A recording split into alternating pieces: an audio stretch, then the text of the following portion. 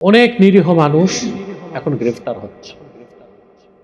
এক কথায় বলা যায় এখন গ্রেফতার বাণিজ্য চলছে, অর্থাৎ যাকে তাকে গ্রেফতার করা হচ্ছে, প্রচুর টাকা পয়সা নিয়ে তাদেরকে মামলা থেকে মুক্তি দেওয়া হচ্ছে।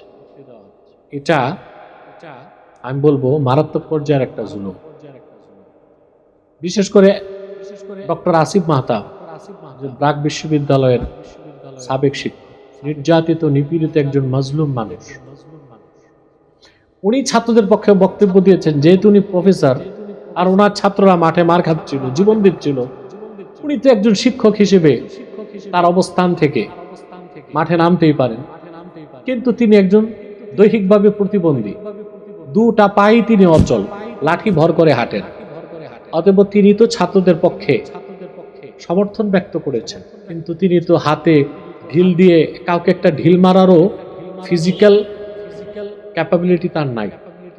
এই লোকটাকে অ্যারেস্ট করা হলো। আমার সবচেয়ে কষ্ট লেগেছে, ঢাকা বিশ্ববিদ্যালয়ের অনেক শিক্ষক সরাসরি আন্দোলনে অংশগ্রহণ করেছে, তাদেরকে তো গ্রেফতার করা হয়নি।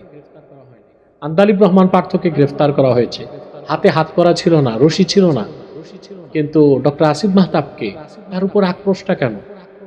তাকে হাত করা দিয়ে, রশি দিয়ে চোর ডাকাতকে যেভাবে টেনে নিয়ে যায় এভাবে টেনে নিয়ে যাওয়া হলো।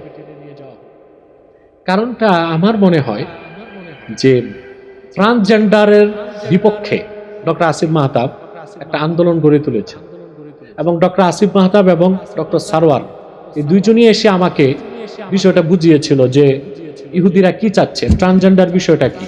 তখনই আমরা ট্রান্সজেন্ডার বা এই যে লিঙ্গ পরিবর্তন, যেটা একটা কুফরি কাজ, হারাম কাজ, অবৈধ কাজ, অশ্লীল কাজ, এটার বিরুদ্ধে 17 পৃষ্ঠার লিখিত ফতোয়াটা আমরা পাবলিশ করেছি আলহামদুলিল্লাহ।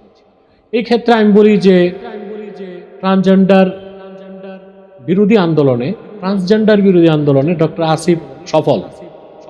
পাশাপাশি ব্রাক বিশ্ববিদ্যালয় কুখ্যাত ইহুদি জর্জ সরস তার থেকে কোটি কোটি টাকা পেয়েছে বাংলাদেশে ইহুদিদের এজেন্ডা বাস্তবায়ন করার জন্য।